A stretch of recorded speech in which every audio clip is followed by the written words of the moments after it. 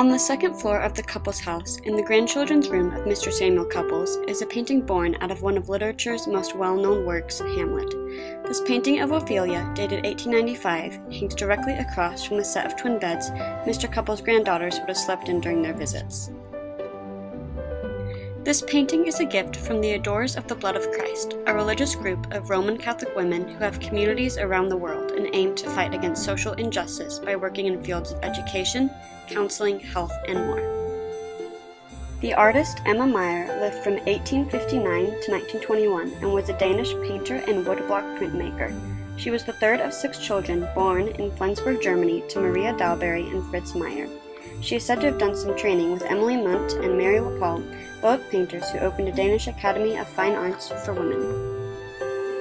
Not much more information can be found on the artist, but her remaining works, some of which are pictured here, indicate that she preferred to capture both landscapes as well as candid pictures of women in their daily lives through her artwork.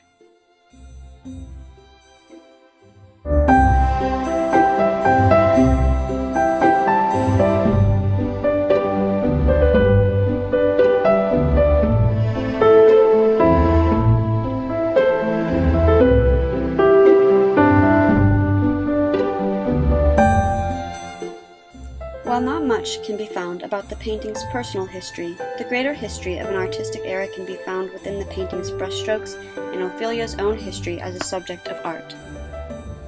Meyer's Ophelia is very characteristic of the Pre-Raphaelite style of the time.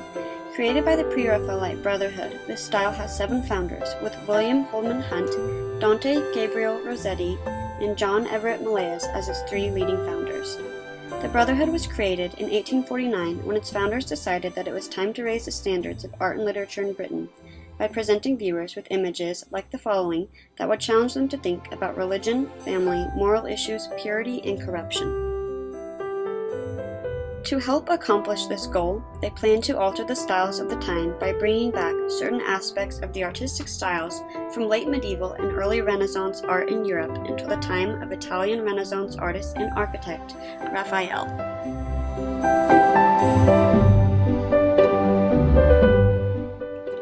Some of the commonly accepted artistic guidelines that the Brotherhood began to disregard include painting groups of figures in pyramids using one major source of light on one side of the picture and a lesser source of light on the other side, and placing an emphasis on rich shadow and tone even if it means using less color.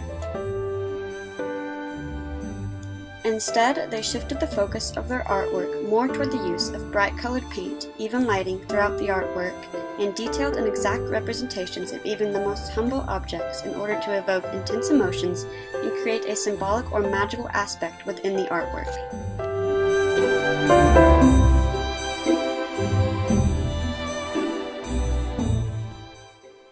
Works by John Keats, Lord Alfred, and William Shakespeare were often drawn upon for inspiration when the Brotherhood was in search of new subjects. One of the most famous people in the realm of literature today, Shakespeare was an English poet, actor, and playwright whose plays are still being performed to this day. While no one knows for certain the details of his life, scholars have been able to piece together an approximate timeline of his life based off of his works and off of court records or official church documents. From these sources, we know that Shakespeare was born around April 23, 1564 in the United Kingdom. We also know that he was married to a woman named Anne Hathaway, who he had 3 children with. By 1597, he was a well-known and established playwright, with 15 of his 37 plays already published at that time. And by 1599, he and his business partners built their own theater, the Globe, on the bank of the Thames River. Hamlet is considered by many to be the greatest of Shakespeare's plays. In Hamlet, the themes of incest, betrayal, revenge, and moral collapse are explored through the characters, especially through the main character, who this tragic play is named after. In the play, Hamlet, after being confronted by the ghost of his dead father, is prompted to seek revenge, propelling the play toward its tragic ending as he sinks into the madness of revenge. One of only 2 women in the play, Ophelia was to be the wife of Hamlet, but after his encounter with his father's ghost, Hamlet scorns her and pushes her away. After another encounter with Hamlet in which Ophelia is left even more confused and heartbroken, Hamlet kills her father, sending Ophelia into a madness of sorts, where she sings morbid songs and speaks in riddles. Later, we discover that Ophelia has drowned herself in a river. During the pre-Raphaelite era alone, over 50 different depictions of this scene have been recreated in artwork, exploring the pre-Raphaelite theme of corruption of the pure and innocent. Many, but certainly not all, pre-Raphaelite paintings emphasize the role of women as submissive creatures through dramatic and hopeless depictions of beautiful women like Ophelia. This is something reflected in pieces of literature from the time as well.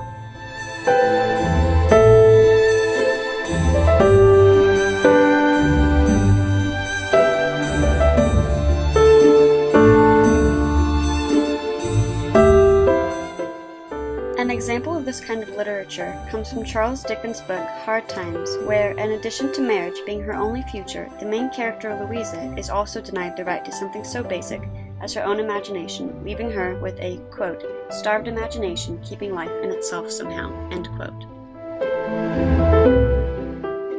This painting of Ophelia in the Cupples' house speaks volumes about the Victorian era and the way in which art and literature affected the societal views of the time. And what's more, this pre-Raphaelite painting is just one of the many wonders within the Cupples' house that serves as a lens through which visitors can travel backwards through time to an era much different from their own.